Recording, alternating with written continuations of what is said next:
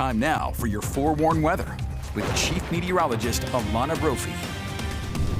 So we saw an interesting start to the work week really throughout the state. A bit of a moody Monday. Our time-lapse video coming out of Cache Valley shows those showers. We get a little rain on the camera. They keep on moving through. A cold front capitalizing on our moisture potential allowed for those showers and cooled us down. Tonight, a few of those persist right there near the state line. And then we started to quiet a little bit over in eastern Utah and towards Green River and over I-70. In the next hour or so, those showers should dwindle, and that includes in Uinta County as well. That cold front on the move. It's going to exit to the east, and you see in the last few hours where a lot of that moisture really targeted the eastern side of the state. Drier conditions and cooler out there along the Wasatch Front. We did see cloud cover, though, throughout the state today. You probably noticed it all the way down in southern Utah. Washington County time-lapse video, our Black Desert Sky Cam, catching the clouds over Ivins and the Red Rock. No wet weather down there, but cloud cover in the desert, that's unusual. Usually that sun is shining, and it just shows that we're a bit unsettled. Highs today were below average, topping out at 77 in Salt Lake. 79 is usually our average, so just a few degrees below.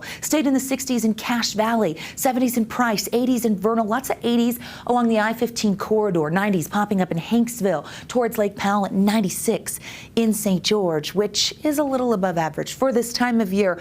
Close to seasonal, but that is going to change. Not tonight, though. Mostly cloudy conditions, allowing for fairly mild temperatures as we close out ABC4 News at 10. Along the Wasatch Front, mid-60s turns to low 60s with partly cloudy skies, and expect some 50s. We're off to the races by 9 a.m. with mostly clear conditions. Let's talk, folks, because you've probably already heard that the heat is coming, but is it ahead of schedule? This is for Salt Lake City. We usually see our first 90-degree day by June 8th. That's going to change this week. We're going to be a little early there. Our first 95-degree day doesn't typically happen until the end of the month, and that first triple-digit day for Salt Lake is usually in July. But we could hit these first two categories this week in Salt Lake, and it's going to be even hotter in the south. Futurecast shows that front on the move, but then high pressure takes over, and we stay very quiet. What's the weather story here?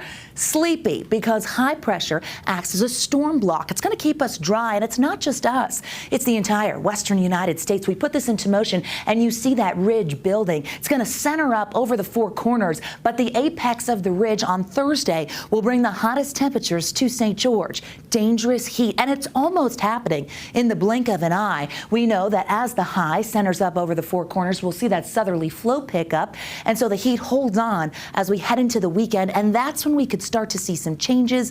Late week, the potential of a front coming through. With the heat building, southern Utah looking at an excessive heat warning. This was upgraded today for Glen Canyon as well as lower Washington County.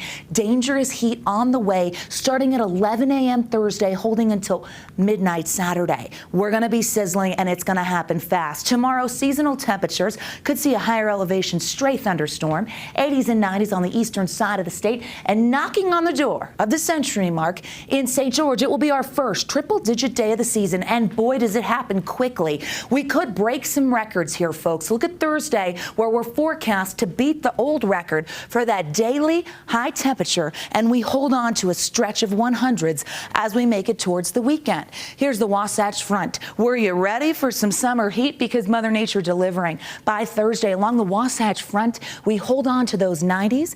That would be pretty early for us to hit those temperatures above 95, but a seasonal Tuesday on deck. All in all,